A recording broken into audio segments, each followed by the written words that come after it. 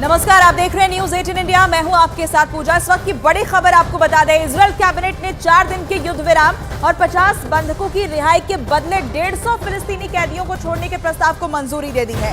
समझौते के तहत 4 दिनों तक गाजा पर हमले रोकने के बदले में हमास 50 बंधकों को एक साथ नहीं बल्कि छोटे छोटे ग्रुप में रिहा करेगा। और अगर इजरायल की सेना 4 दिनों के बाद भी युद्ध विराम को जारी रखती है तो हमास 30 और बंधकों को रिहा कर सकता है।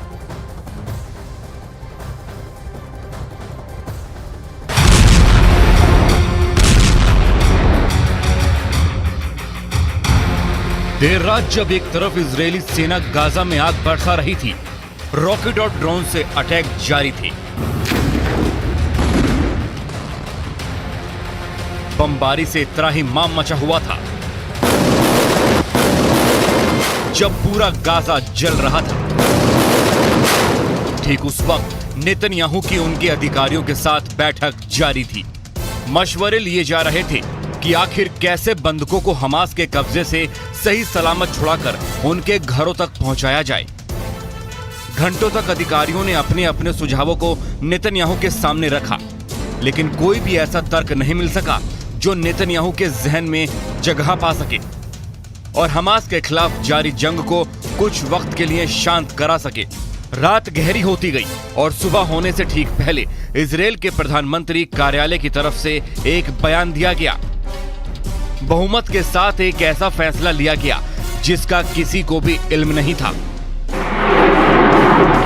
खबर आई कि इजरायली कैबिनेट ने 4 दिन के लिए युद्ध विराम की शर्त मान ली है। यह फैसला चौंकाने वाला था, लेकिन यह एक समझौता है जो हमास के साथ किया जाएगा।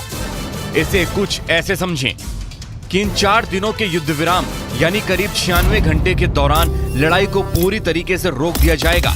इसके बाद हमास की तरफ से पहले 50 बंधकों को रिहा किया जाएगा। दावा किया जा रहा है कि इसमें करीब 30 बच्चे और 12 महिलाओं को छोड़े जाने का प्रस्ताव है, जबकि हमास के कब्जे में 40 बच्चे और 13 से ज्यादा महिलाएं होने का दावा है। बदले में इजरायल अपनी जेलों में बंद 150 फिलिस्तीनी महिलाएं और नाबालिगों को रिहा कर देगा, लेकिन उनमें से कोई भी वो लोग नहीं होंगे जो सीधे तौर पर घातक हमले या हमास से जुड़े हुए हैं।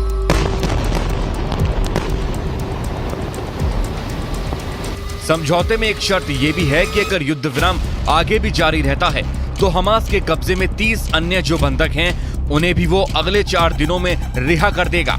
लेकिन इसका मतलब ये नहीं है कि युद्ध खत्म हो गया या फिर नेतन्याहू की ब्रिगेड ने सरेंडर कर दिया या हमास ने अपने हथियार झुका लिए हैं।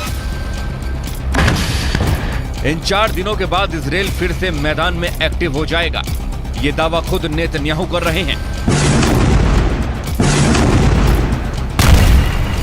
नेतन्याहू का कहना है इस तरह की बातें की जा रही हैं कि बंधकों को रिहा करने के बाद युद्ध रोक दिया जाएगा।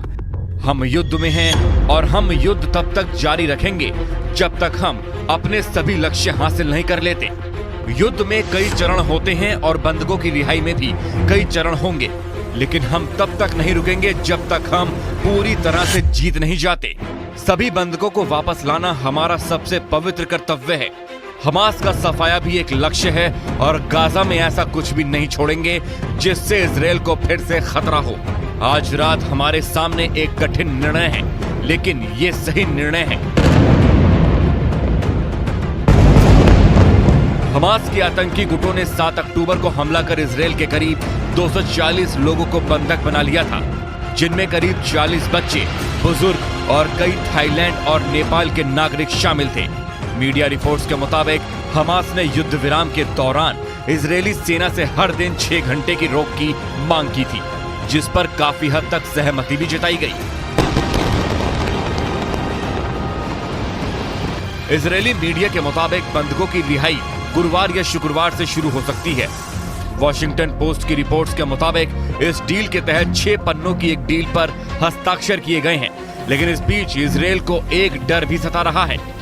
डर यह है कि सीजफायर के दौरान हमास हथियारों की खेप की पूर्ति कर सकता है, गाजा में बिछे सुरंग के जाल में खुद को तेजी से एक्टिव कर सकता है और खाने पीने के साथ ही जरूरत का सामान भी जुटा सकता है। इसलिए सीज फायर तो होगा, लेकिन इजरायल का ऑपरेशन नहीं रुकेगा। हमास के अड्डों पर उसकी हर वक्त नजर रहेगी और हमास के